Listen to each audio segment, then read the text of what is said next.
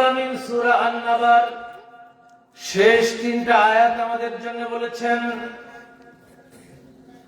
ইয়াউমা ইয়াকুমুর রূহু ওয়াল মালাইকাতু সাফফান লা ইয়াতাকাল্লামুনা ইল্লা মান আযিনা লাহুর রাহমান।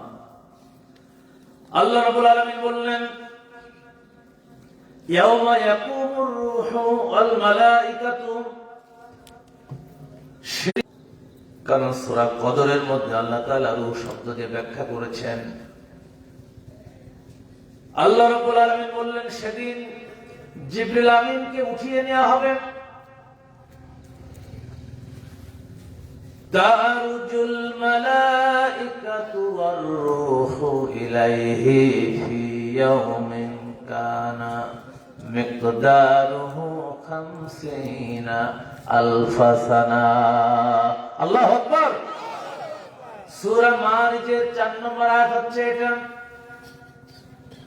আল্লাহ রাব্বুল আলামিন বললেন, তারুজুল মালাইকাতু ওয়ার রূহু।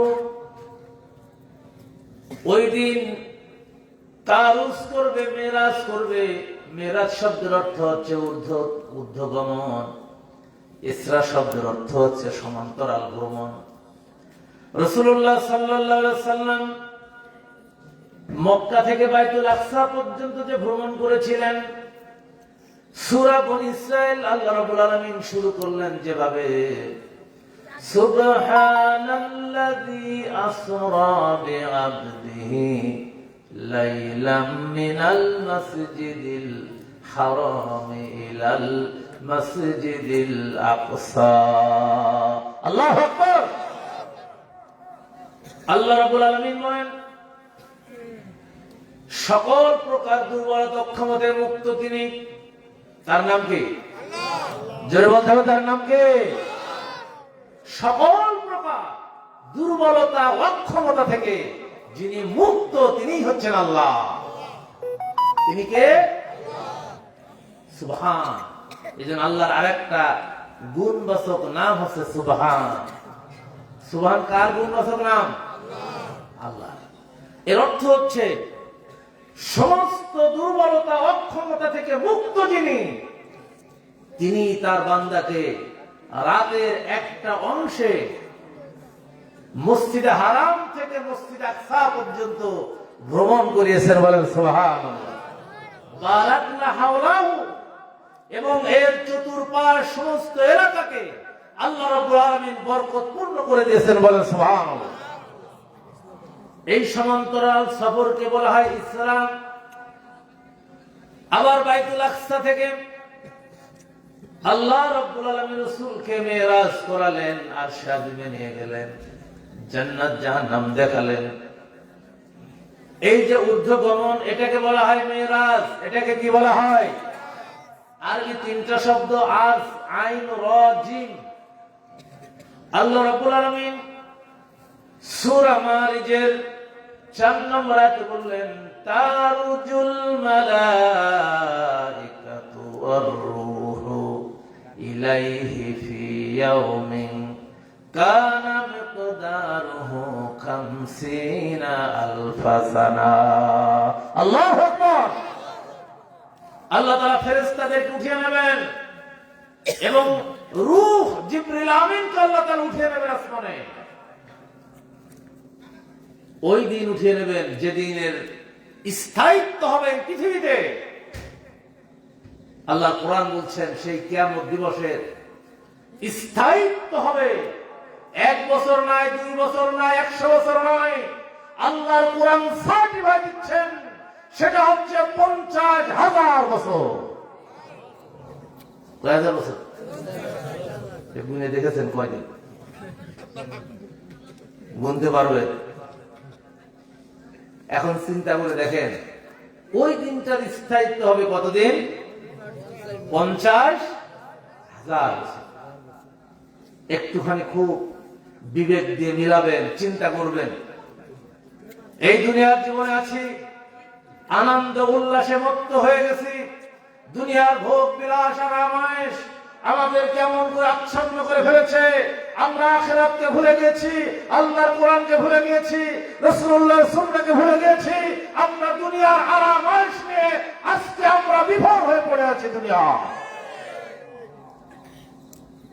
এই আরাম আয়েশ চিরদিন থাকবে না, এই আরাম আয়েশ চিরদিন থাকবে না। এটা ক্ষণস্থায়ী জীবনের সামগ্রী মাত্র। যেই দুনিয়ার জন্য আমরা এত পাগল, যেই দুনিয়ার জন্য আমরা এত পেরেশানি হয়ে গেছি, বাড়ি বানাতে হবে, গাড়ি বানাতে হবে, অনেক টাকার মালিক হতে হবে, ব্যবসা করতে হবে, ছেলের জন্য গাড়ি লাগবে, বাড়ি লাগবে, মেয়ের জন্য গাড়ি লাগবে, বাড়ি লাগবে, স্ত্রীর জন্য গাড়ি লাগবে, বাড়ি লাগবে, 10টা বাড়ি লাগবে, 4টা গাড়ি লাগবে, ব্যবসার কোটি কোটি কোটি কোটি টাকার সম্পদ লাগবে। এরকম মুসলমান আমার জমিনে আছে না? না। এইটা তোমার কাছে কতদিন থাকবে একটুখানি চিন্তা করে দেখো মুসলমান। যখনই তুমি 2 চোখ বুঝে যাবে, মালাকুল মাউত যখন তোমার সামনে আমার সামনে চলে আসবে, ও মায়েরা বোনেরা একটুখানি বিবেক দিয়ে চিন্তা করে দেখুন। আল্লাহ রাব্বুল আলামিন কোরআনুল কারীমের মধ্যে বলছেন, কুল ইন্নাল মাউতাল্লাযী তাফিরুনা মিনহু ফাইন্নাহু মুলাকীকুম। কোথায় তুমি পালাবে মৃত্যু থেকে? কোথায় তুমি যাবে? যেখানেই যাও না কেন মৃত্যু তোমার কাছে এসে পৌঁছে যাবে। যদি তুমি সীসাডালা নির্মিত সুদৃঢ় দুর্গের মধ্যে বসবাস করো, এমন কোন জায়গায় তুমি লুকাও, যেখানে তুমি লুকাও না কেন আল্লাহর ফেরেশতা, মৃত্যুর ফেরেশতা তোমার সামনের দিক থেকে আলিঙ্গন করবে। আপনাদের এই গ্রামের আমার খুব মহব্বতের এক ব্যক্তি ছিল, আমাদের রজব আলী ভাই, চেনেন? মারা গেছে। আমার খুব মহব্বতের। আমি এসছি এই গ্রামে, আজকে তিনি কোথায় আছেন বলেন? কোথায় আছেন?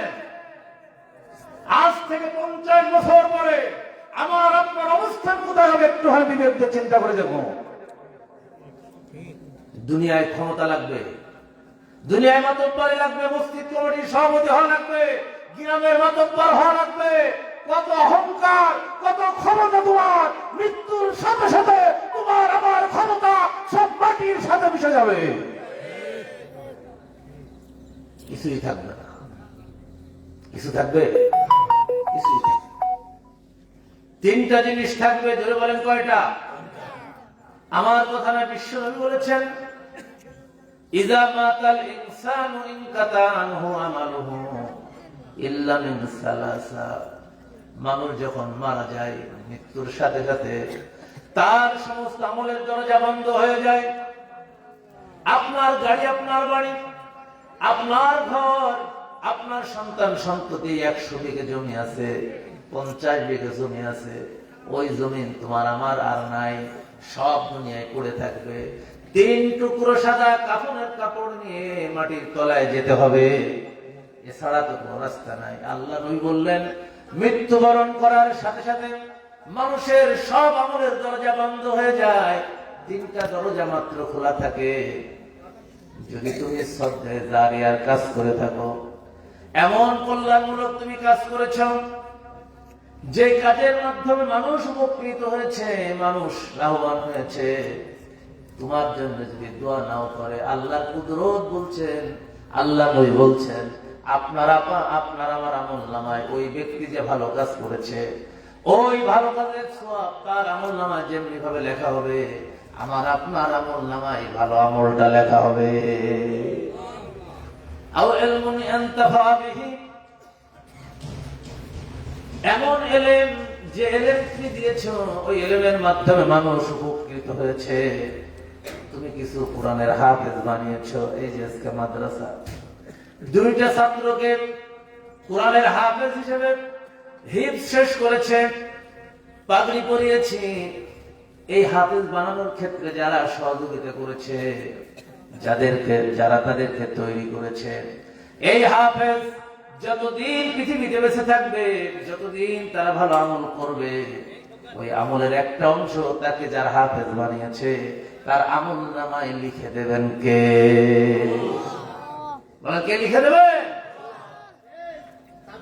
আওয়ালাদুন সালিহুন, আওয়ালাদিন সালিহুন ইয়াদউ লাহু। অথবা আপনি যদি নেক সন্তান রেখে যেতে পারেন, আমি আপনি যদি নেক সন্তান রেখে যেতে পারি, যেই সন্তান আমি আপনি মারা গেলে আমার কবরের সামনে দাঁড়িয়ে আমার আপনার জন্য দোয়া করে, ওই সন্তানের দোয়া পিতামাতার জন্য কবুল হয়ে যায়।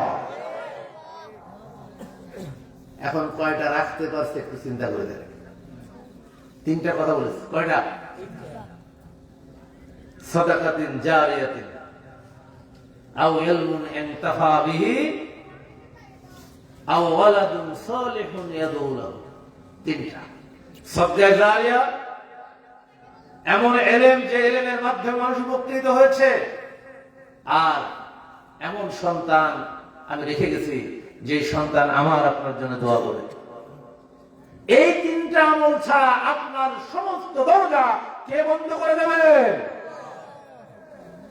আল্লাহ রাব্বুল আলামিন বলছেন, বান্দার জীবন শেষ হয়ে গেল। সূরা ইনফিতারের মধ্যে আল্লাহ তাআলা বলছেন, ইযাস সামাউ ফাতারাত ওয়া ইযাল কাওয়াকিবু তাসারাত ওয়া ইযাল বিহারু ফুজ্জিরাত ওয়া ইযাল কুবুরু বুসিরাত আলিমাত নাফসুম মা কদ্দামাত ওয়া আখারাত। আল্লাহু আকবার। আল্লাহ রাব্বুল আলামিন বলছেন, যখন ইযাস সামাউ ফাতারাত, আসমান ভেঙে যাবে, আসমানটা যখন ভেঙে চূর্ণ বিচূর্ণ হয়ে যাবে, ওই আসমানে আছে সৌরজগৎ, গ্রহ, নক্ষত্র, তারকাপুঞ্জ। তারকাগুলোর ওয়েট এক একটার এত বেশি, বিজ্ঞানীরা বলেছেন পৃথিবী থেকে সূর্য 13 লক্ষ। বিজ্ঞানীরা বলেছেন ওই সূর্যের চাইতে তারকা আছে, এক একটা তারকা তার চাইতে আরো অনেক বড়। সেই তারকা এত আছে আকাশে, বিজ্ঞানীরা বলেছেন, এটা আমার কথা না, নাসার বিজ্ঞানীরা। মরুভূমির বালুকণা মধ্যাকর্ষণ শক্তি শেষ হয়ে যাবে। এই মধ্যাকর্ষণ শক্তি আছে বলে আমরা চলতে পারি, মানুষ দাঁড়িয়ে থাকে, পড়ে যায় না। মানুষ সাইকেল চালাতে পারে, বাইসাইকেল চালাতে পারে। যে বাইসাইকেল স্ট্যান্ড ছাড়া রাখা যায় না, এমনি দাঁড়িয়ে থাকতে পারে না, কিন্তু যখন ড্রাইভ করে তখন ওই বাইসাইকেলটা পড়ে না। জোরে বলে ঠিক কিনা? কিসের কারণে? মধ্যাকর্ষণ শক্তিটা। এই মধ্যাকর্ষণ শক্তি এই পৃথিবীতে আবিষ্কার করলেন স্যার আইজাক নিউটন 1665 খ্রিস্টাব্দে। অথচ তার জন্মের 1000 বছর আগে আল্লাহ রাব্বুল আলামিন আমাদের নবীর মুখ দিয়ে এই কুরআনের মধ্যে মধ্যাকর্ষণ শক্তির কথা আল্লাহ তাআলা বর্ণনা করেছেন। বলেন সুবহানাল্লাহ। লাশ-শামসু ইয়ানবাগী লাহা আন তুদরিকাল কমারা ওয়ালাল-লাইলু সাবিকুন নাহারি ওয়া কুল্লুন ফী ফালাকি ইয়াসবাহুন। আল্লাহু আকবার। আল্লাহ তাআলা বললেন, সূর্যের ক্ষমতা নাই চন্দ্র অতিক্রম করার, চন্দ্রের ক্ষমতা নাই সূর্য অতিক্রম করার, রাতের ক্ষমতা নাই দিনকে অতিক্রম করার, আবার দিনের ক্ষমতা নাই রাতকে অতিক্রম করার। আল্লাহ রাব্বুল আলামিন বললেন, মধ্যাকর্ষণ শক্তির মাধ্যমে সব কিছুকে আমি এমন একটা প্যাকেট করে রেখেছি, আমার সিদ্ধান্তের বাইরে এই গ্রহ, নক্ষত্র, তারকাপুঞ্জ এক কদম নড়তে পারে না। সুবহান। কিন্তু কিয়ামতের দিন এই মধ্যাকর্ষণ শক্তি আর থাকবে? শেষ হয়ে যাবে। এই মধ্যাকর্ষণ শক্তি যখন শেষ হয়ে যাবে, তখন আসমান ভেঙে এই জমিনের উপরে পড়বে, তারকাগুলো ভেঙে একটার উপর এমন ভাবে আঘাত করবে, এই জমিনকে একেবারে নিঃশেষ করে ফেলে দেবে এবং জমিনের সমস্ত প্রাণীকুল শেষ হয়ে যাবে। বাঁচবে? 13 লক্ষ গুণ বড় সূর্য এসে যদি এই পৃথিবীর উপরে পড়ে, পৃথিবী থাকবে না পৃথিবীর মানুষ থাকবে? কিছু থাকবে। এজন্য আল্লাহ তাআলা বলছেন, আল কারিয়াতু মাল কারিয়া ওয়া মা আদরাকা মাল কারিয়া ইয়াওমা ইয়াকুনুন নাসু কাল ফারাশিল মাবসুস ওয়া তাকুনুল জিবালু কাল ইহনিল মানফুস। আল্লাহু আকবার। মানুষগুলি কীট পতঙ্গের মতো ছিন্ন ভিন্ন হয়ে ছুটাছুটি করতে থাকবে, আর পাহাড়গুলো ধুনা তুলার মতো আকাশে উঠতে থাকবে। কথা মান আল্লাহ বলেন, কথা কার? আল্লাহ রাব্বুল আলামিন বললেন, এই মহা দুর্ঘটনা সেদিন ঘটে যাবে। ওই যে আমি বলেছিলাম নাবা, ব্রেকিং নিউজ, এটারে কি নিউজ বলা হয়? এখন টেলিভিশনে দেখবেন, আজ থেকে 3 দিন আগে আপনার উসমান হাদির মাথায় গুলি করেছে, শুনছেন না? উসমান হাদির মাথায় যখন গুলি করেছে, তখন সমস্ত টেলিভিশন গুলো তার স্কলে লিখেছে ব্রেকিং নিউজ। কি নিউজ? Breaking news. তা দুনিয়ার ছোট্ট একটু ঘটনায় আমাদের টেলিভিশন গুলো ব্রেকিং নিউজ দেয়, কিন্তু আল্লাহর ব্রেকিং নিউজ এমন হবে যেই ব্রেকিং নিউজ আসার পরে এই পৃথিবীতে কোন প্রাণী জগৎ থাকবে না, সমস্ত পাহাড় পর্বত সবকিছু ধ্বংস হয়ে যাবে, কোন প্রাণীর সন্ধান খুঁজে পাওয়া যাবে না। কথা কেমন? আল্লাহ আল্লাহ রাব্বুল আলামিন বলছেন, মানুষগুলি সব মারা যাবে, প্রাণী জগৎ শেষ হয়ে যাবে। সূরা কাফের মধ্যে আল্লাহ রাব্বুল আলামিন বলেছেন, লিমানিল মুলকুল ইয়াউম লিল্লাহিল ওয়াহিদিল কাহ্হার। আল্লাহু আকবার। সমস্ত প্রাণী জগৎ যখন শেষ হয়ে যাবে, আসমান জমিন ভেঙে যাবে, ওই দিন কিয়ামত সংঘটিত হবে, সেই দিনের স্থায়িত্ব হবে। আল্লাহর কোরআন বলছে 50,000 বছর। 1000 বছর হাসরের ময়দানে দাঁড়িয়ে থাকা লাগবে। 50,000 বছর হাসরের ময়দানে দাঁড়িয়ে থাকা লাগবে, পালানোর কোন রাস্তা থাকবে না। আল্লাহ কোরআন বলছে, ওই দিন গায়েব থাকার কোন সুযোগ নেই, অনুপস্থিত থাকার কোন সুযোগ নেই। মহা দুর্ঘটনা সেদিন ঘটে যাবে। মানুষ দিক বিদিক পাগলের মতো ছুটাছুটি করতে থাকবে। সূরা কিয়ামার মধ্যে আল্লাহ তাআলা বলছেন, সেদিন মানুষ এমন অবস্থা হবে, মানুষ দিশেহারা হয়ে যাবে, মানুষ পাগলের মতো ছুটাছুটি করতে থাকবে। কিন্তু দিশেহারা যে হবে, দিশেহারা হয়ে পালানোর কোন জায়গা তারা পাবে না।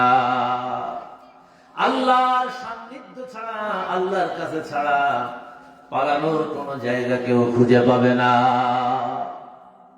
কঠিন অবস্থা তৈরি হয়ে যাবে। আমি যখন সূরা মারিজ পড়লাম, মনে মনে ভাবলাম 50,000 বছর এত সময় কেন লাগবে আল্লাহর কাছে বিচার কার্য সম্পন্ন করার জন্য? 50,000 বছর, একটা দিন নাই, মাস নাই, বছর নাই, 100 বছর নাই, 50,000 বছর। আবার যখন সূরা মরিয়মের 85-95 নম্বর আয়াতটা পড়লাম, আল্লাহ রাব্বুল আলামিন বলছেন, ওয়া কুল্লুহুম আতিহি ইয়াওমাল কিয়ামাতি ফারদা। ও বান্দারে, আল্লাহ তাআলা বলছেন, আমি তোদেরকে একজন একজন করে আমার সামনে দাঁড় করাবো, আর তোদের কাছ থেকে আমি হিসাব নিয়ে ছাড়বো। কয়জন করে দাঁড় করাবেন? আমি আপনি তার মধ্যে আছি না নাই? নাকি আমি বাদ পড়ে দেবো? বাদ পড়ে দেবো?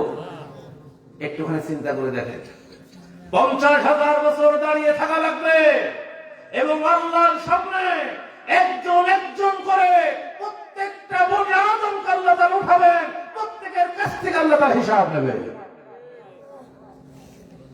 ওই দিন এই পৃথিবীতে যারা কোরআন মানে নাই, ইসলাম মানে নাই, নবীর কথা মানে নাই, কোরআনের পদ্ধতি অনুযায়ী জীবন পরিচালনা করে নাই, তাদের পরিণাম কি হবে আল্লাহ তাআলা কোরআনের মধ্যে বলেছেন।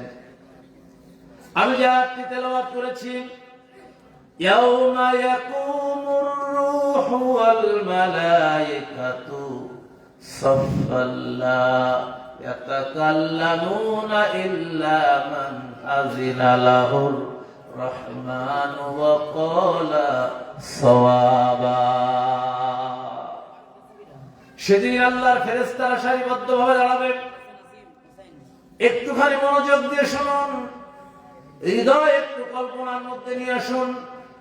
ফেরেশতারা সারিবদ্ধভাবে দাঁড়াবে। ওই ফেরেশতাদের কাতারে, সামনের কাতারে থাকবে হযরত জিবরিল আমিন, ফেরেশতাদের সরদার। আল্লাহ রাব্বুল আলামিনের জাতের রাগ এমন হবে, আল্লাহর জাতের রাগ দেখে ফেরেশতারা পর্যন্ত আল্লাহর সামনে কথা বলার সাহস পাবে না। লা ইয়াতাকাল্লামুনা ইল্লা মান আযিনা লাহুর রহমানু ওয়া ক্বালা সাওয়াবা। আল্লাহর রাগ, জাতের রাগ দেখে আল্লাহর সামনে একটা কথা বলার মতো সাহস কেউ পাবে না।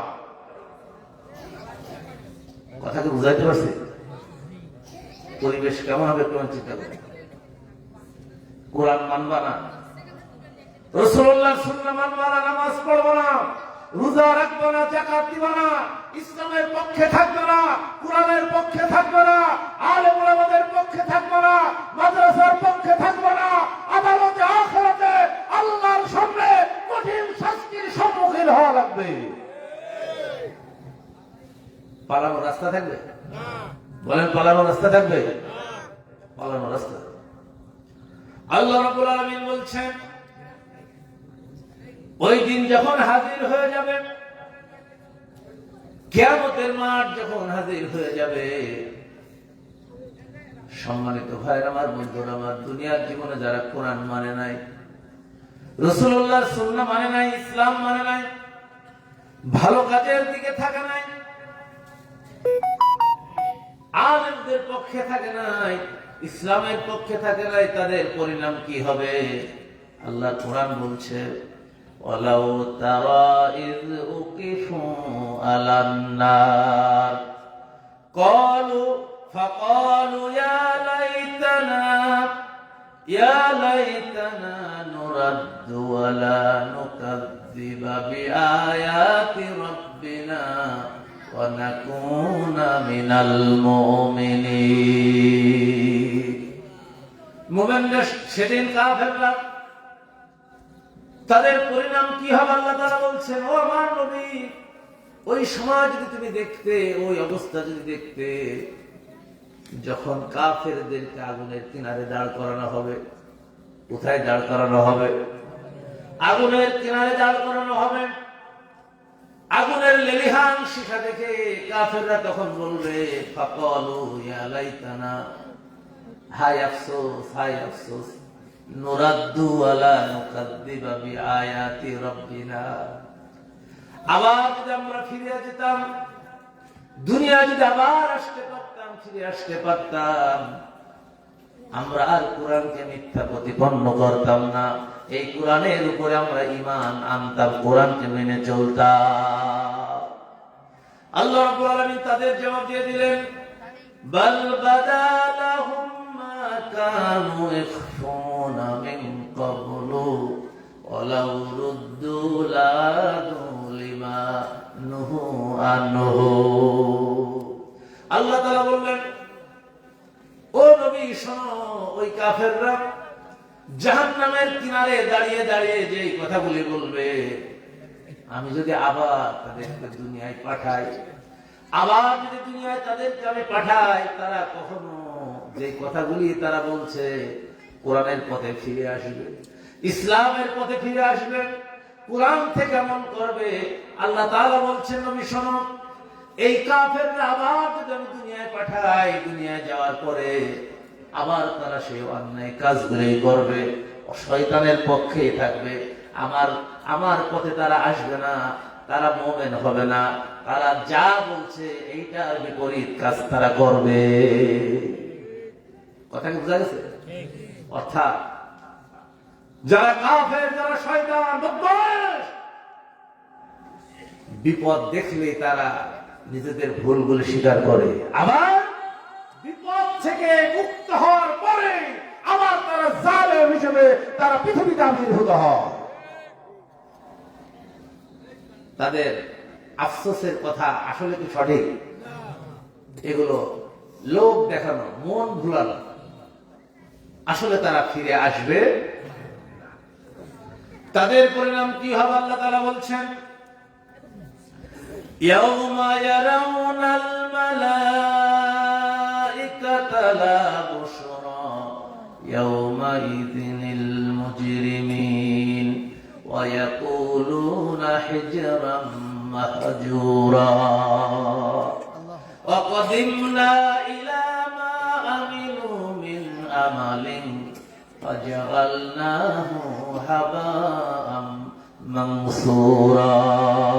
আল্লাহু আকবার।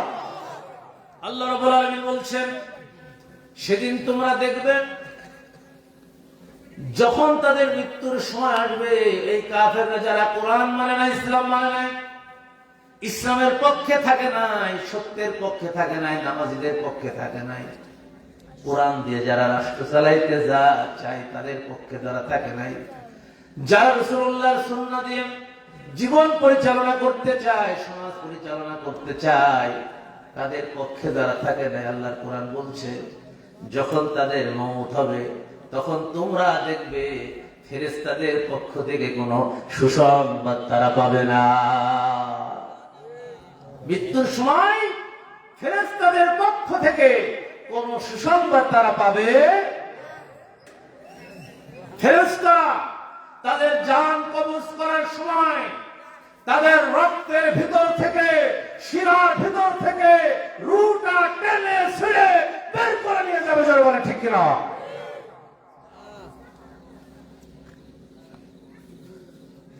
সম্মানিত ভাইয়ের আমার, বন্ধুরা আমার, ওয়া ইয়াকুলুনা হিজরাম মাহজুরা, তারা বলবে আমাদেরকে বাঁচাও, আমাদেরকে বাঁচাও, আমাদেরকে রক্ষা করো, আমাদেরকে রক্ষা করো।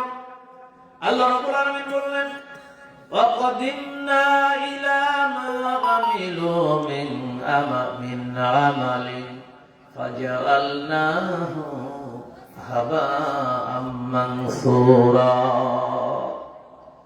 ফেরেশতারা বলবে আমরা তাদের আমলের দিকে যাব, দুনিয়ার জীবনে যে ছিটে ফোটা আমল তারা করেছিল এইগুলিকে আল্লাহর কোরআন বলছে ফেরেশতারা ধরে টান মেরে তাদের আমলগুলো ফেলে দেবে।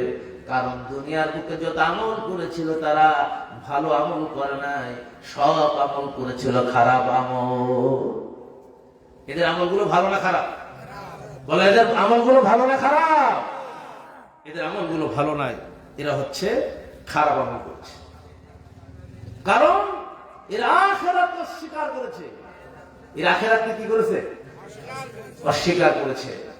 প্রকৃতপক্ষে যারা কোরআনকে মানে নাই, কোরআনের বিধানকে যারা মানে নাই, আপনারা খুব ভালোভাবে একটুখানি বিবেক দিয়ে চিন্তা করে দেখুন, এই কোরআনের বিধান যারা মানে নাই, কোরআনকে যারা সত্য বলে স্বীকার করে নাই, প্রকারান্তরে তারা আখিরাতকে অস্বীকার করেছে। আল্লাহ সাক্ষাৎকে তারা বিশ্বাস করে না। এদের পরিণাম কি হবে আল্লাহ তাআলা বলছেন সূরা আনআমের ৩১ নম্বর আয়াতে, قد خسر الذين كذبوا بلقاء الله حتى إذا جاءتهم الساعة بغتة قالوا يا حسرتنا على ما فرطنا فيها وهم يحملون أوزارهم على ظهورهم ألا ساء ما يزرون الله أكبر قد خسر الذين كذبوا بلقاء الله তারা ক্ষতিগ্রস্ত হয়ে গেছে না হবে? তারা ক্ষতিগ্রস্ত হয়ে গেছে যারা আল্লাহর সাক্ষাৎকে অস্বীকার করেছে। এই দুনিয়ার ভোগ বিলাস আরাম-আয়েশে যারা মত্ত হয়ে গেছে, আল্লাহর কাছে যেতে হবে, মৃত্যুবরণ করা লাগবে, আল্লাহর কাছে প্রত্যেকটা কাজের হিসাব দেওয়া লাগবে, এগুলি যারা ভুলে গিয়েছে, আল্লাহ রাব্বুল আলামিন বলছেন তারা আল্লাহর সাক্ষাৎকে ভুলে গিয়েছে। যখন হঠাৎ মৃত্যু এসে যাবে,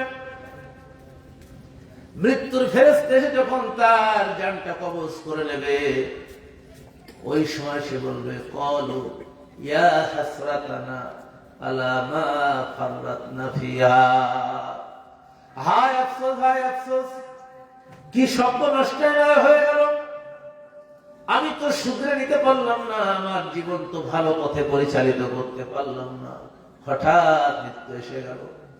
মৃত্যু যখন এসে যাবে, এক কদম সামনেও যাবে না, পিছনেও যাবে না, এক সেকেন্ড সময় কাউকে দেওয়া হবে না। জোরে বলেন ঠিক কিনা? সময় পাওয়া যাবে? কোন সময় পাওয়া যাবে? বলবে ইয়া হাসরাতানা আলা মা ফাররাতনা ফিহা, কি সর্বনাশ হয়ে গেল, সব কিছু আমি ফেলে আসলাম, সব কিছু আমি রেখে আসলাম।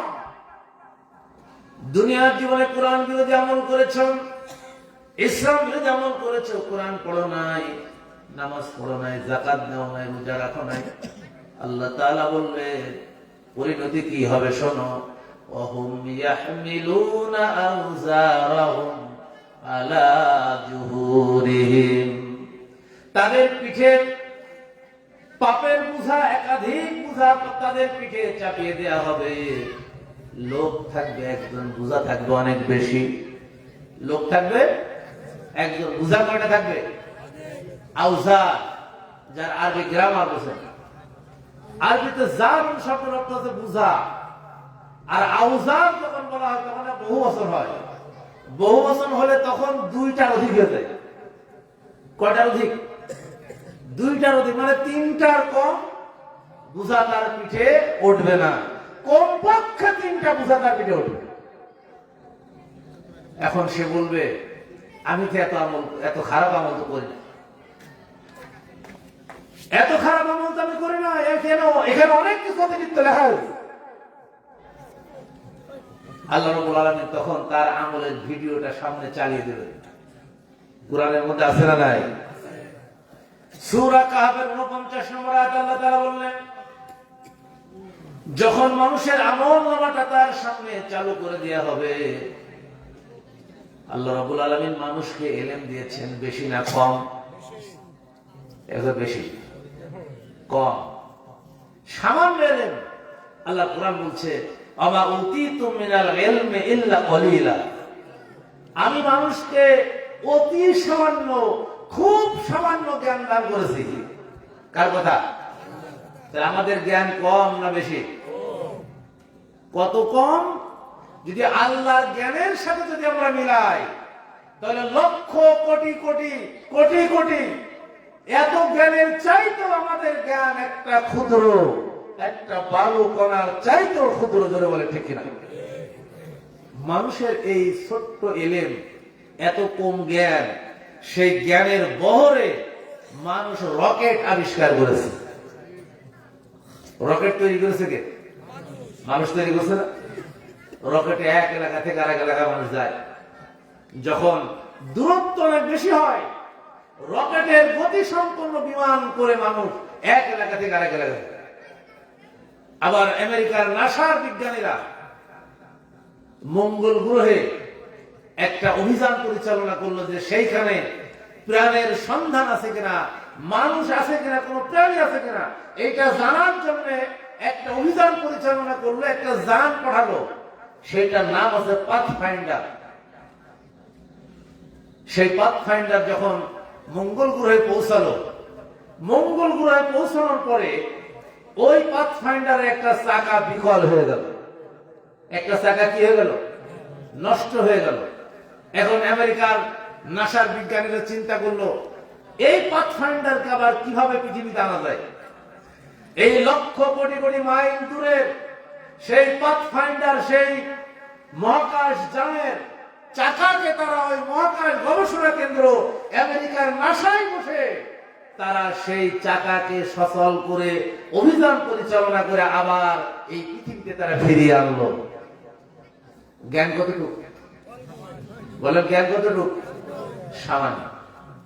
আপনারা যারা ক্রিকেট খেলা দেখেন, ফুটবল খেলা দেখেন, ফুটবল খেলা হয় ওই আমেরিকায় ফুটবল খেলা হয়, আর আমরা সেটা ঘরে বসে টেলিভিশনের মাধ্যমে দেখি, লাইভ টেলিকাস্ট, যে একটা বল গোল হয়েছে না হয় নাই, অফসাইড হয়েছে না হয় নাই, হাতে লেগেছে কি লাগে নাই, এগুলো কেটে ছিঁড়ে এমন ভাবে আমাদেরকে দেখিয়ে দেয়, মনে হয় যেন আমরা দিব্য চোখে একদম সচক্ষে বাস্তবে দেখছি। জোরে বলে ঠিক না? এলেন কতটুকু? অল্প। এই অল্প এলেন দিয়ে মানুষ যদি এত কাজ করতে পারে, যে আল্লাহ তাআলা আমাকে সৃষ্টি করেছেন, পৃথিবী সৃষ্টি করেছেন, সমগ্র প্রাণী জগৎ সৃষ্টি করেছেন, ওই আল্লাহর পক্ষে একজন মানুষের আমলনামা ভিডিও করা খুব কঠিন নাকি সহজ? বলে সহজ না কঠিন? সহজ।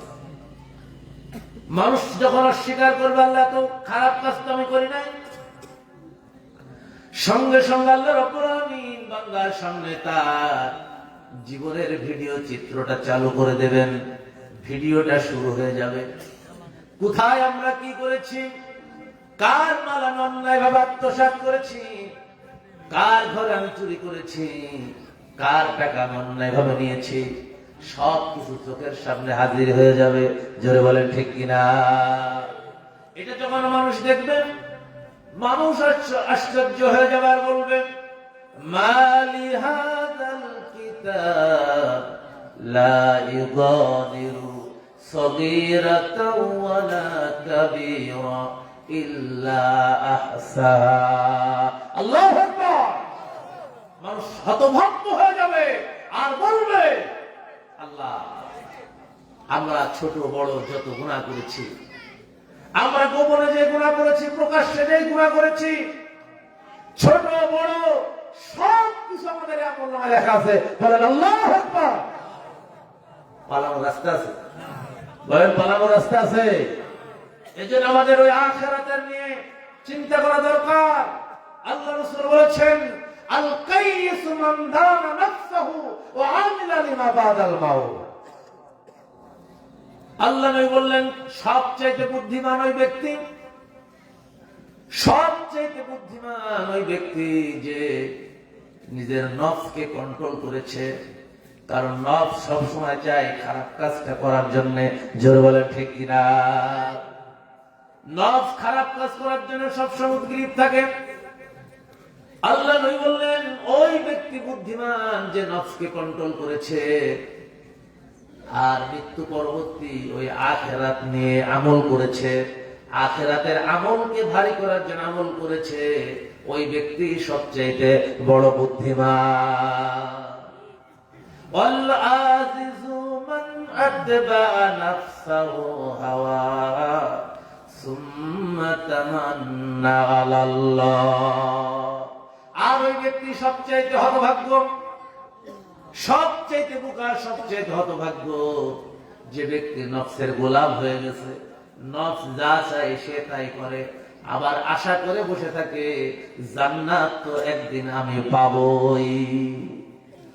আমাদেরও আশা আছে না নাই? আছে। মানে এই মুসলমানের সংখ্যা বেশি, যে কালেমা যখন একবার পড়েছি জান্নাতে তো যাবই, এরকম মুসলমান আছে না নাই? বরং এইরকম মুসলমান আমাদের দেশে বেশি। যদি তা না হয়, আল্লাহর কসম করে বলি, বাংলা জমিনে 5% বেশি মুসলমান জান্নাতে যেতে পারবে না। আপনাদের মনটা মনে বেজার হয়ে গেছে যে 5 জন, 5 জন জান্নাতে যাবে আর বাকিরা জান্নাতে যাবে। আমি একটু দলিল দিয়ে বুঝাই দিই। দলিল দিয়ে তো বুঝলেন তো নাকি? আচ্ছা, নামাজ ছাড়া কি জান্নাতে যাওয়া যাবে? যাবে নাকি? যাবে না। কেউ যদি নামাজ না পড়ে, নামাজ আদায় না করে, নামাজি না হয়, কখনোই কোশ্চেন কালেও আল্লাহ জান্নাতে যেতে পারবে না। কথা আমার নাই, কোরআন। কার কথা? আল্লাহ কথা। আকিমুস সালাতা ওয়া আতুজ যাকাত কোরআনে কয় জায়গায় আছে? 82 জায়গায়। এই যে আলেম আছে, কয় জায়গায় আছে? 82 জায়গায় আছে। নামাজ কায়েম করো, যাকাত দাও। এটাকে আল্লাহকে আদর করে বলেছেন নাকি নির্দেশ? আল্লাহ নির্দেশ আপনি পালন না করলে এমনি আল্লাহ আপনার আদর করে জান্নাতে নিয়ে যাবে। আল্লাহ দায়, ঠিক আছে? আপনি জাহান্নামে পড়লেই কি আর জান্নাতে গেলি? আল্লাহ রাব্বুল আলামিন কোরআনুল কারীমের মধ্যে বলেছেন, ইয়াউমা ইউকশাফু আন সাকিন ওয়া ইউদআউনা ইলাস সুজুদি ফালা ইস্তাতিউন। কিয়ামতের দিন আল্লাহ রাব্বুল আলামিন বান্দাকে বলবেন, বান্দা আমাকে সিজদা দে। কে বলবেন? জোরে বলবেন, জোরে বলেন, কে বলবেন? আমাদের রব, আমাদের স্রষ্টা, যিনি আমাদেরকে তৈরি করেছেন, আমাদের নিয়ামত দিয়ে পরিপূর্ণ করে দিয়েছেন, সুস্থ রেখেছেন, বিবি দিয়েছেন, বাল বাচ্চা দিয়েছেন, অর্থ দিয়েছেন, সম্পদ দিয়েছেন, সুস্থ রেখেছেন। ওই আল্লাহ রাব্বুল আলামিন বলবেন, বান্দা আমাকে আজকে তুই সিজদা দে। দুনিয়ার জীবনে যারা সিজদা দেয় নাই, দুনিয়ার জীবনে যারা নামাজি ছিল না, কিয়ামতের দিন তারা আল্লাহর সামনে সিজদা দিতে পারবে না। খাশিয়াতান আবসারাহুম তারহাকুহুম জিল্লাহ। সেদিন তাদের চেহারা ভীত সন্তুষ্ট হয়ে যাবে, চেহারা সেদিন মলিন হয়ে যাবে। আল্লাহর কোরআন বলছে, জিল্লতি ছাড়া, আযাব ছাড়া তাদের আর কিছুই থাকবে না। এখন নামাজ ছাড়া কি জান্নাতে যাওয়া যাবে নাকি বলেন? কিন্তু আমরা নামাজ পড়ি না, আবার জান্নাতে যাওয়ার আশা নিয়ে বসে আছি। জোর বলে ঠিক না? আসি না নাই? নামাজে আল্লাহর কসম করে বলি, আপনি যদি নামাজি না হন, 5 ওয়াক্ত নামাজ যদি না পড়েন, জান্নাতে যাওয়া যাবে না, যাবে না, যাবে না। কারণ আপনার তো ইমানই নেই। নামাজ না পড়ে ইমান আছে? বলেন, ইমান আছে? কথা কি আমার না কোরআনে আছে? ব্যাখ্যা দিয়ে দিই নাকি দলিল দিয়ে দিই? সূরা আনফাল 2, 3 এবং 4, 2, 3 এবং 4, এই 4টা আয়াতে আল্লাহ তাআলা মুমিন হওয়ার জন্য 5টা শর্ত দিয়েছেন। বলেন কয়টা শর্ত? 5টা শর্ত। এখন বলেন, মুমিন ছাড়া তো জান্নাতে যাবে? কাফের জান্নাতে যাবে? ফাসিক যাবে? জালেম যাবে? মুশরিক যাবে? কি হওয়া লাগবে? মুমিন হওয়া লাগবে, মুসলিম হওয়া লাগবে। বলেন কি হওয়া লাগবে? মুমিন হওয়া লাগবে আর মুসলিম হওয়া লাগবে। আর মুমিন হতে হলে আল্লাহ তাআলার কোরআন বলছে 5টা বৈশিষ্ট্যের অধিকারী হওয়া লাগবে। বলেন কয়টা? কথা মাননা আল্লাহর কথা, দলিল দিয়ে কথা বলছে, শুনুন। ইন্নামাল মুমিনুনা আল্লাযীনা ইযা যুকিরাল্লাহু ওয়াজিলাত কুলুবুহুম ওয়া ইযা তুলিয়াত আলাইহিম আয়াতুহু যাদাতুহুম ঈমানা ওয়া আলা রাব্বিহিম ইয়াতাওয়াক্কালুন। আল্লাহু আকবার।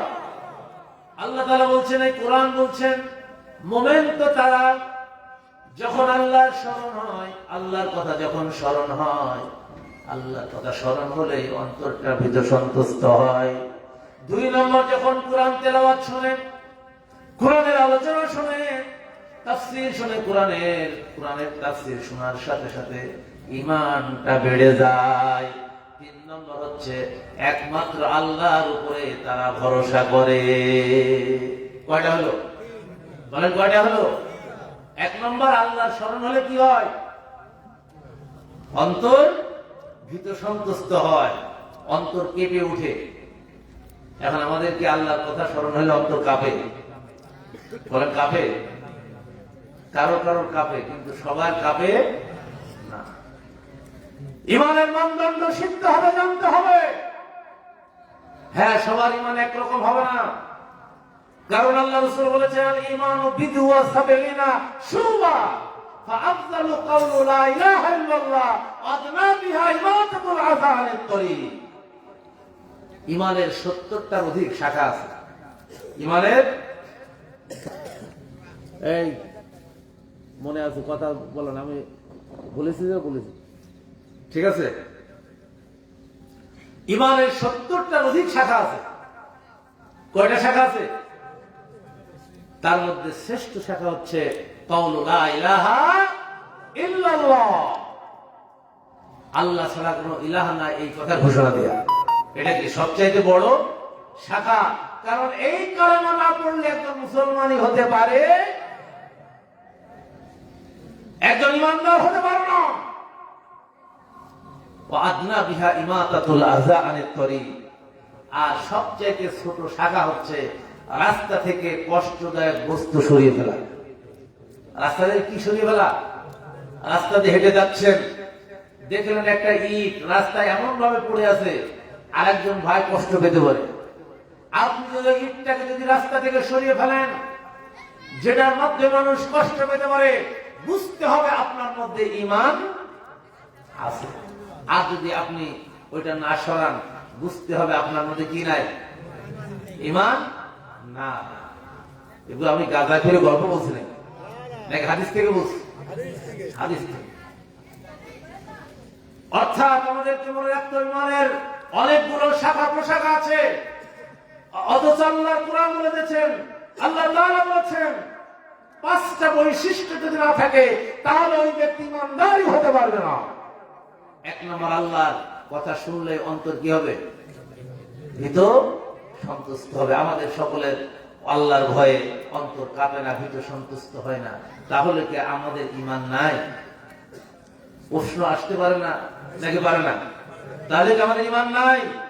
হ্যাঁ, আপনার ঈমান আছে কি নেই প্রমাণ হবে তখন আপনি যদি কোনো নিষিদ্ধ কাজ করতে যান, আল্লাহ বিরোধী কোনো কাজ করতে যান, রাসূলুল্লাহর সুন্নাহ বিরোধী কোনো কাজ করতে যান, ওই কাজ করতে গিয়ে যদি আল্লাহর ভয়ে ভীত হয়ে, আখিরাতের ভয়ে ভীত হয়ে অন্যায় কাজ থেকে নিজেকে বিরত রাখতে পারেন, বোঝা যাবে আপনার মধ্যে আল্লাহর ভয় আছে। জোর বলে ঠিক না? তাহলে আল্লাহর ভয় অন্তর কাঁপে, বুঝা গেছে? বুঝা গেছে তো? আর কোরআনের কথা শুনলে ঈমান কি হবে? বেড়ে যাবে। আজকের মাহফিলের মাধ্যমে যদি আমাদের ঈমান বাড়ে, তাহলে বুঝতে হবে আমাদের মধ্যে কি আছে, কি আছে। আর যদি ঈমান না বাড়ে, তাহলে বুঝতে হবে ঈমানে পোকা লেগে গেছে। কি লেগে গেছে? পোকা লেগে গেছে। 3 নম্বর, আল্লাহর উপরে তাওয়াক্কুল, ভরসা। বিপদেও ভরসা কার উপরে? খুশিতে ভরসা কার উপরে? সকল অবস্থায় ভরসা কার উপরে? কিন্তু আমরা রাখতে পারিনি। আমরা ভরসা রাখি মাঝে মধ্যে আমাদের সমাজের নেতাদের উপরে, রাজনৈতিক নেতাদের উপরে। জোর বলে ঠিক? ঈমান থাকে? আল্লাহ নবী বলছেন, আব্দুল্লাহ ইবনে মাসউদ হাদিস বর্ণনা করছেন, আব্দুল্লাহ ইবনে মাসউদ বলছেন, আল্লাহ নবী আমাকে বললেন, ও মাসউদ, আমার সাথে উটের পিঠে ওঠো। আব্দুল্লাহ বিন মাসউদ বলছেন, আমি আল্লাহ নবীর সাথে উটের পিঠে উঠলাম। আল্লাহ নবী আমাকে অনেকগুলো উপদেশ দিলেন, উপদেশগুলো আমি শুনছিলাম। উপদেশ দিতে গিয়ে একবার বললেন, ও আব্দুল্লাহ বিন মাসউদ, তুমি আল্লাহর উপর এমন ভাবে ঈমান রাখো, আল্লাহর উপর এমন ভাবে তুমি ভরসা রাখো, যখন তুমি কিছু চাইবে দুনিয়ার কোন মানুষের কাছে চাইবে না, তুমি একমাত্র আল্লাহর কাছে চাইবে। কার কাছে চাইতে হবে? কারণ দিতে পারেন কে? এমন আল্লাহ নবী বললেন, তোমার যদি জুতার ফিতা জোড়াও যদি ছিঁড়ে যায়, তারপরেও মানুষের কাছে তুমি চেও না, চাও কেবলমাত্র আল্লাহর কাছে। তাহলে ভরসা কার উপরে? ভরসা যদি আল্লাহর উপরে না থাকে, আমার আপনার ঈমান থাকবে। 4 নম্বরে ইকিমুনাস সালাতা ওয়া মিম্মা রাযাকনাহুম ইনফিকুন। 4 নম্বর বৈশিষ্ট্য হচ্ছে আল্লাহ কুরআন বলে দিলেন নামাজ কায়েম করতে হবে। জোরে বলেন, কি কায়েম করতে হবে? ঈমানের শর্তের মধ্যে আছে তো? তাহলে নামাজ কায়েম যারা করে না তাদের ঈমান আছে না নাই? বলেন, আছে না নাই? হাদিস থেকে শোনাচ্ছি, বা শুনুন, বুখারীর হাদিস, বাইনাল আবদি ওয়া বাইনাল কুফরি তারকুস সালাত। আল্লাহর বান্দার কাফের এই দুইয়ের মধ্যে পার্থক্যকারী হচ্ছে নামাজ। যে ব্যক্তি নামাজ আদায় করে ওই ব্যক্তি মুমিন, আর যে ব্যক্তি নামাজ আদায় করে ওই ব্যক্তি, বলেন কি? তাহলে কাফের ফতোয়া দেওয়ার জন্য কি বাইরে যাওয়া লাগে? এটা হাদিসের মধ্যে আছে। আল্লাহ বলেছেন, মান তারাকা সালাতান মুতাআম্মিদান ফাকাদ কাফারা। আর যে ব্যক্তি ইচ্ছা করে নামাজ ছেড়ে দিল, আপনি বিপদে পড়েছেন, মুসিবতে পড়েছেন, নামাজ পড়ার সময় পান নাই, জামাত করার সময় পান নাই, আপনাকে একা একা আদায় করে দিতে হবে। আর যদি আপনি নামাজ ছেড়ে দেন ইচ্ছাকৃত ভাবে, আল্লাহ নবী বললেন ইচ্ছাকৃত ভাবে যারা নামাজ ছেড়ে দেয় সাথে সাথে ওই ব্যক্তি কাফের হয়ে যায়। কাফের তো জান্নাতে যাবে আগে, কেবল আগে যাবে। আল্লাহ কুরআন বলছেন, ফাল্লাযীনা কাফারু কুত্তিয়াত লাহুম সিয়াবুম মিন নার ইসাব্বু মিন ফাওকি রুসিহিমুল হামীম ইসহারু বিহি মা ফি বুতুনিহিম ওয়াল জুলুদ ওয়া লাহুম মাকামিউ মিন হাদীদ। আল্লাহ রাব্বুল আলামিন বলছেন, কুরআনকে যারা কুফরি করবে, স্বীকার করবে, আখিরাতকে যারা স্বীকার করবে, ও মায়ের আমার, বোনের আমার, খুব ভালো করে শুনুন, কুরআনকে যারা কুফরি করবে, স্বীকার করবে, আখিরাতকে যারা কুফরি করবে, স্বীকার করবে, আল্লাহ রাব্বুল আলামিন বলছেন তাদেরকে আমি জাহান্নামের কঠিন শাস্তির মধ্যে ফেলে দেব। এমন কঠিন শাস্তি আল্লাহ তাআলা বলছেন, কুত্তিয়াত লাহুম সিয়াবুম মিন নার। তাদের শরীরে আল্লাহ তাআলা বলছেন আমি আগুনের পোশাক পরিয়ে দেব। একটুখানি চিন্তা করে দেখুন তো, বিবেক দিয়ে, আমাদের অনুভূতির জায়গাটা দিয়ে একটুখানি চিন্তা করে দেখুন। এই যে শীত নিবারণ করার জন্য আমরা গরম কাপড় পরেছি, আবার যখন প্রচন্ড গরম কাল এসে যায় আমরা সবচাইতে দামি পোশাক পরি, সবচাইতে পাতলা পোশাক পরি, বেশি টাকা দিয়ে দামি শীত কাপড় কিনে পোশাক তৈরি করে একদিকে আগুনের পোশাক পরানো হবে, আর একদিকে মাথার উপরে গরম পানি ঢেলে দেওয়া হবে। এমন গরম পানি দুনিয়ার গরমের চাইতে 70 গুণ গরম বেশি ওই পানি। আল্লাহ তাআলা বলছেন ইসহারু বিহি মা ফি বুতুনিহিম ওয়াল জুলুদ। একদিকে আগুনের পোশাকের গরম, অন্যদিকে মাথার উপরে যে গরম পানি ঢেলা হবে, এই সমস্ত গরমের ফলে শরীরের চামড়াগুলো গলে গলে পানি হয়ে নিচের দিকে পড়ে যাবে।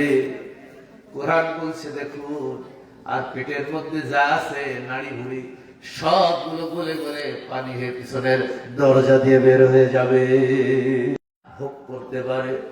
আল্লাহ তাআলা বলছেন শাস্তি এখনো শেষ হয়নি। ওয়ালাহুম মাকামিউ মিন হাদীদ। লোহার মুগুর এনে ফেরেশতারা হাজির হয়ে যাবে, লম্বা লম্বা অনেক পাওয়ারফুল লোহার মুগুর এনে হাদিয়ামুতু ফিহা ওয়ালা ইয়াহিয়া। তারা সেখানে মরবেও না, বাঁচবেও না, এরকম কঠিন অবস্থা সেদিন তৈরি হয়ে যাবে।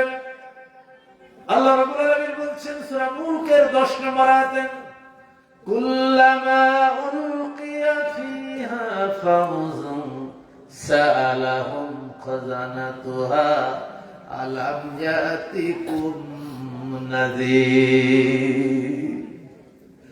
জাহান্নামের দ্বার রক্ষী না, জাহান্নামে যখন তাদেরকে ফেলে দেওয়া হবে, দুনিয়ার জীবনে কোরআন মানিস নাই, আমার নবীর আদর্শ মানিস নাই, নামাজ আদায় করিস নাই, যাকাত দেশ নাই, জমির ফসলের ওসব দেশ নাই।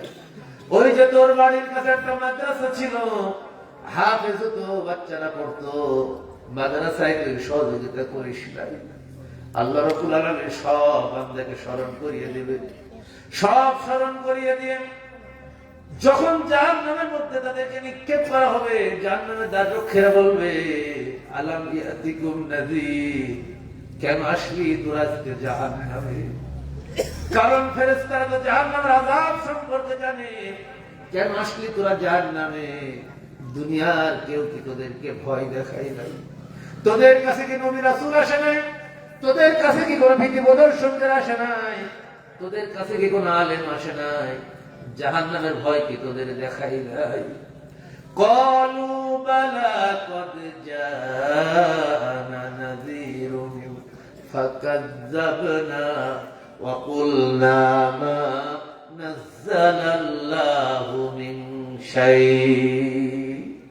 জাহান্নামের সেদিন বলবে আমাদের কাছে আলেমরা এসেছিল, নবীরা এসেছিল, আমাদেরকে কুরআনের কথা বলেছিল, আমাদেরকে তো ভয় দেখিয়েছিল, কিন্তু আমরা সেটাকে মিথ্যা প্রতিপন্ন করেছিলাম। আমরা বলেছিলাম তারা বানিয়ে বানিয়ে কথাগুলো বলে, আখিরাতের উপর আমাদের বিশ্বাস হয় নাই, আমরা তাদের কথা বিশ্বাস করি নাই, আমরা তাদেরকে মিথ্যা প্রতিপন্ন করেছিলাম। কিন্তু সেদিন আর পালানোর কোন রাস্তা থাকবে না, আফসোস করতে থাকবে, আফসোস করা ছাড়া কোনো রাস্তা তাদের থাকবে না।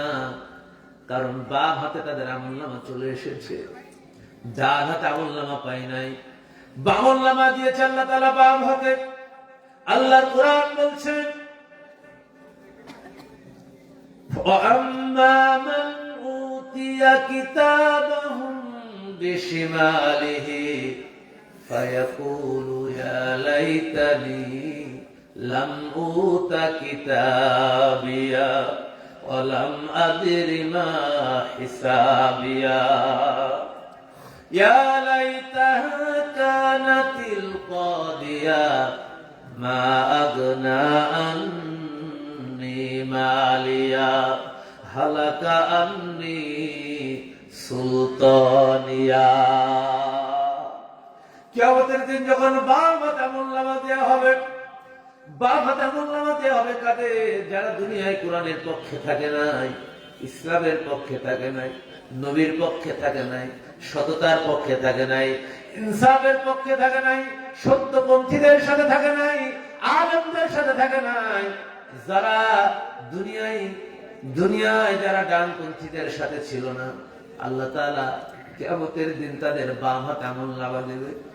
বাম হাতে আমলনামা দেওয়ার সাথে সাথে তারা আফসোস করবার বলবে লাম উতা কিতাবিয়া, হায় আফসোস, হায় আফসোস, আজকে যদি আমাদেরকে কিতাব না দেয়া হতো তাহলে আমরা আমাদের আমল সম্পর্কে জানতাম না, আমরা বেঁচে যেতাম। দুনিয়ার জীবনে যদি ফয়সালা হয়ে যেত, দুনিয়ায় যদি সব কাজের বিচার হয়ে যেত, জাহান্নামের আগুন থেকে আমরা বেঁচে যেতে পারতাম।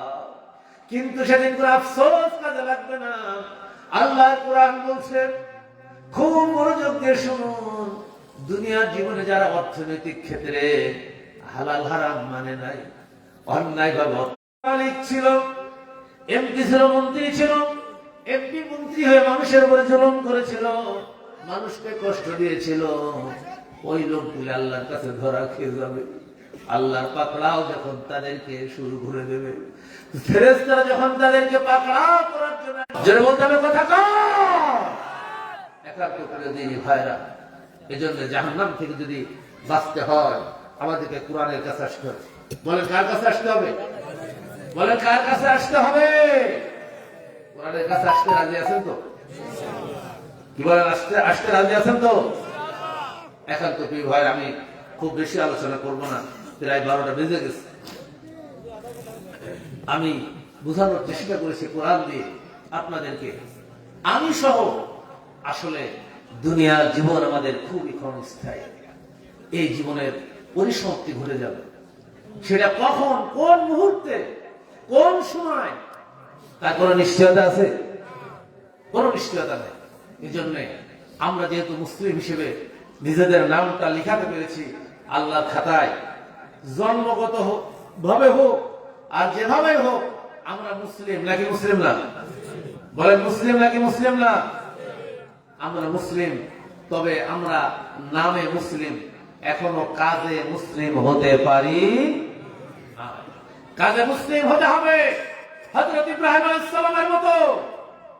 ইব্রাহিম আলাইহিস সালামের উপরে একের পর এক পরীক্ষা এসেছিল, একটা নয়, দুইটা নয়, একের পর এক পরীক্ষা যখন এসেছে, হযরত ইব্রাহিম আলাইহিস সালাম দুনিয়ার ভোগ বিলাস আর আনন্দ সবকিছু উপেক্ষা করে আল্লাহর সিদ্ধান্তের কাছে তিনি মাথা নত করেছিলেন। আমাদেরও সেই আল্লাহর সিদ্ধান্তের কাছে মাথা নত করার দরকার আছে না নাই? কি বলেন, দরকার আছে না নাই? সেই আল্লাহর সিদ্ধান্ত আছে কোথায়? বলেন কোথায় আছে? এই কোরআনকে মেনে নিতে হবে। কার কথা? বলেন কার কথা? আল্লাহর কথা। এটা আমার কথা নাই, কোরআনের কথা। ইত্তাবিউ মা উনজিলা ইলাইকুম মির রাব্বিকুম, সূরা আরাফের 3 নম্বর আয়াত। তোমরা মেনে নাও, আনুগত্য করো যা তোমাদের উপর নাযিল করা হয়েছে। আমাদের উপর কি নাযিল করা হয়েছে? কোরআন, তাই তো? এরপরে আল্লাহ বলেন আলা তাত্তাবিউ মিন দুনিহি আউলিয়া, এই কোরআন ছাড়া আর কোন কিছুকে তোমরা মেনে নিও। অনেকে বলতে পারেন রাসূলুল্লাহ সুন্নাত আলী মানা লাগবে, যে কোরআন ছাড়া আল্লাহ বলছে কোনো কিছু মেনে নিও না, তাহলে কোরআনই মানতে হবে, তাহলে রাসূলুল্লাহর হাদিস তো মানা যাবে না নাকি? যাবে? মানতে হবে। কেন মানতে হবে? কেন মানতে হবে? মানতে হবে এই কারণে, এই কোরআনই বলে দিয়েছে রাসূলুল্লাহর সুন্নাত ছাড়া ঈমানদার হওয়া যাবে। দলিল আছে সূরা নিসা 65 নম্বর আয়াত, সূরা হাশরের 7 নম্বর আয়াত। আল্লাহ তাআলা বলছেন আমা আতাকুমুর রাসূলু ফাখুযুহু, আমার নবী যা নিয়ে এসেছেন, আমার নবী যা বলেছেন, আমার নবী যে হুকুম দিয়েছেন, সেটাকে তুমি মেনে নাও। নবীর সিদ্ধান্তের বাইরে যাওয়ার সুযোগ, তাহলে সেই সিদ্ধান্ত আছে না নাই এর মধ্যে? তাহলে আমাদের জীবন চলার পথ আল কোরআন আর রাসূলুল্লাহর সুন্নাহ। কারণ রাসূল ছিলেন জীবন্ত কোরআন। রাসূল কি ছিলেন? মা আয়েশার কাছে প্রশ্ন করা হলো, উম্মুল মুমিনিন, আপনি আমাদেরকে রাসূলুল্লাহর চরিত্র সম্পর্কে বলুন। মা আয়েশা বললেন, তোমরা কি কোরআন পড়ো না? তারা বললেন, হ্যাঁ আমরা কোরআন পড়ি। মা আয়েশা বললেন, কোরআনই হচ্ছে রাসূলুল্লাহর চরিত্র। বলেন আল্লাহু আকবার। কোরআন কার চরিত্র? অর্থাৎ রাসূল সাল্লাল্লাহু আলাইহি ওয়াসাল্লাম 23 বছরের নবুয়তি জিন্দেগিতে এই কোরআনকে তিনি মেনে দেখিয়ে গেছেন নাকি যান নাই? এজন্য আল্লাহ রাব্বুল আলামিন বলেছেন, যে জাহান্নামের কথা আমি বললাম, যে শাস্তির কথা বললাম, আল্লাহ কোরআন বলছে শাস্তি থেকে যদি বাঁচতে চাও, শাস্তি থেকে যদি মুক্তি পেতে চাও, আমার এই কোরআনকে তোমরা মরার মৃত্যু আসার আগে মেনে নাও। ওয়াত্তাবিউ আহসানা মা উনজিলা ইলাইকুম মির রাব্বিকুম মিন ক্বাবলি আন ইয়াতিয়াকুমুল আযাবু বাগতাতাও ওয়া আনতুম লা তাশউরুন। আল্লাহু আকবার। যা তোমাদের উপরে নাযিল করেছি শ্রেষ্ঠ কিতাব, আসান কিতাব, ওটাকে তোমরা মেনে নাও। কার কথা? হঠাৎ আযাব এসে যাওয়ার আগে। এর বোঝা যায় যদি কেউ কোরআন না মেনে মৃত্যুবরণ করে, তাহলে মরার সাথে সাথে তার উপরে আযাব শুরু হয়ে যায়। তাহলে মানতে হবে কি? কি বলেন, মানতে হবে কি? কোরআন মানতে রাজি আছি তো আমরা? কোরআনের পক্ষে থাকতে রাজি আছি তো আমরা? কোরআনের পক্ষে থাকতে হবে, আর কোরআনের সমাজ প্রতিষ্ঠা করার জন্য চেষ্টা করতে হবে। ব্যক্তিগত জীবনে কোরআন মানতে হবে, শুধু ব্যক্তিগত জীবনে কোরআন মানলেই নাজাত পাওয়া যাবে না, পারিবারিক জীবনেও কোরআনের আলোকে আমাদের জীবন গঠন করার দরকার আছে না নাই? আমাদের মা বোনেরা এসেছেন, মা বোনেরা তো আমাদের সমাজের পার্ট নাই নাকি? তারা সমাজের পার্ট না? একজন নবী এই পৃথিবীতে আসে নাই যেই নবী মায়ের গর্ভ থেকে আসে নাই। একজন নবী ছাড়া, আদম আলাইহিস সালাম ছাড়া বাকি সব নবী এসেছে মায়ের গর্ভে। কার মাধ্যমে আসছেন? মায়ের মাধ্যমে আসছেন। অর্থাৎ মায়ের জাতি আমাদের কাছে সবচাইতে সম্মানের। জোরে বলেন ঠিক কিনা? এই মায়ের জাতির সম্মান ইসলাম দিয়েছে, আল কোরআন দিয়েছে। জোরে বলেন ঠিক কিনা? জাহেলি যুগে মায়েদের কোনো সম্মান ছিল না, মেয়েদের কোনো সম্মান ছিল না, মেয়েদেরকে জীবন্ত কবর দেয়া হতো। জোরে বলেন ঠিক কিনা? জীবন্ত কবর দেয়া হতো। কন্যা সন্তান জন্মগ্রহণ করলেই পিতার মুখটা মলিন হয়ে যেত। সেই সমাজকে বিশ্বনবী মুহাম্মদ রাসূলুল্লাহ সাল্লাল্লাহু আলাইহি ওয়াসাল্লাম কোরআনের মাধ্যমে পরিবর্তন করে দিয়েছেন। জোরে বলেন ঠিক কিনা? যেই কন্যা সন্তান পিতার সম্পত্তির অধিকার পেত না, ভাইয়ের সম্পত্তির অধিকার পেত না, স্বামীর সম্পত্তির অধিকার পেত না, আল্লাহ রাব্বুল আলামিন এই কোরআনের মাধ্যমে ওই মায়েদের, বোনেদের সম্মান আল্লাহ তাআলা বাড়িয়ে দিয়েছে। এজন্য পিতার সম্পত্তিতে কন্যা সন্তানের অধিকার আছে, ভাইয়ের সম্পদে বোনের অধিকার আছে। আবার স্বামী মরে গেলে স্বামীর সম্পদে ওই নারীর অধিকার আছে না? এ কে দিয়েছে? এ মর্যাদা কে দিয়েছে? আল্লাহ দিয়েছে। আবার এই মা, এই কন্যা সন্তান যদি কেউ লালন পালন করে, আল্লাহ নবী বলেছেন কিয়ামতের দিন আমি আর ওই কন্যা সন্তানের লালন পালনকারী হাসরের মাঠে জান্নাতে আমরা এইভাবে থাকবো বলে দুইটা আঙ্গুল ইশারা করে দেখালেন। বলেন সুবহানাল্লাহ। ইসলামের জন্য নারীর মর্যাদা দিয়েছে। ইসলাম ছাড়া আর কোন ধর্মগ্রন্থ, আর কোন জাতি নারীর মর্যাদা দিতে পারে না।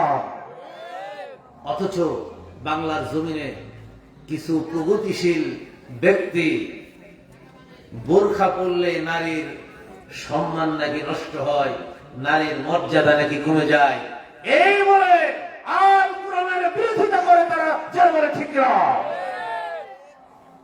বরং বোরখা যারা পরে তাদের সম্মান বেশি না যারা খোলামেলা চলে তাদের সম্মান বেশি?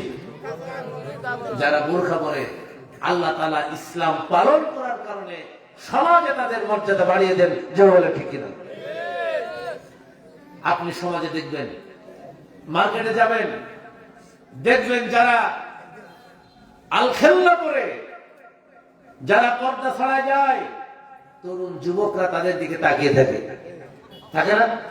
কিন্তু যখন বোরখা পরা কোনো বোন যায় তখন তার সম্মান করে নাকি করে না?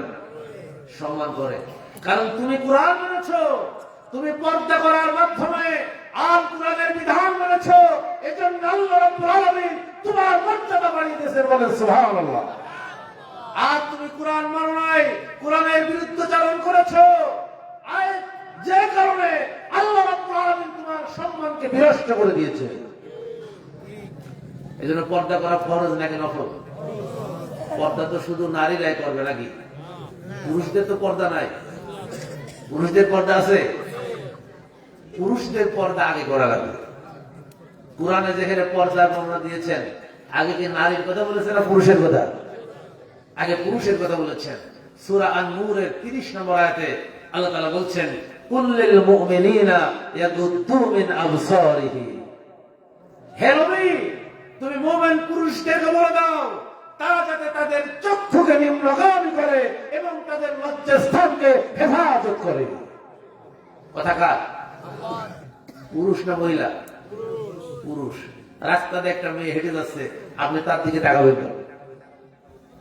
যদি আপনার চোখ চলে যায়, আপনি যদি মুমিন হন, দ্বিতীয়বার ওই নারীর দিকে আপনার আমার তাকানোর কোনো ইখতিয়ার নাই।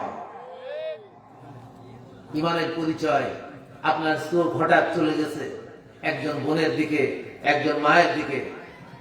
এই চোখ চলে গেছে, আপনাকে ওই চোখটা ফিরিয়ে নিতে হবে।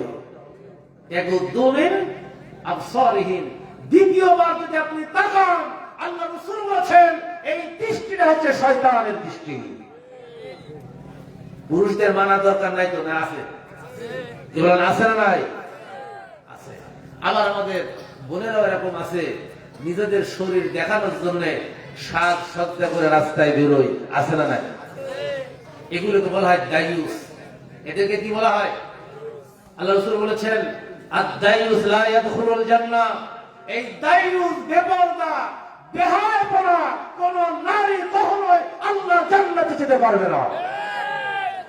এজন্য মাদেরকে বলবো, বোনদেরকে বলবো, আপনাদেরকে সমাজকে সংশোধন করার জন্য ভূমিকা রয়েছে, পরিবারকে সংশোধন করার জন্য মায়েদের ভূমিকা আছে না নাই? আছে। এজন্য আমাদের আল্লাহ রাব্বুল আলামিন আমাদের পর্দার সীমারেখা তৈরি করে দিয়েছেন। 14 শ্রেণীর সাথে আপনার আমার কোনো পর্দার প্রয়োজন হবে না। কয় শ্রেণী? এটা মুখস্থ করবেন, পারবেন ইনশাআল্লাহ? আলোচনা শেষ করে দিই নাকি? শেষ করে দিই, আর বেশিক্ষণ টাইম আমি নেব না। আমি আলোচনা শেষের দিকে আসছি। 14 শ্রেণী নারীর সাথে পুরুষের পর্দার প্রয়োজন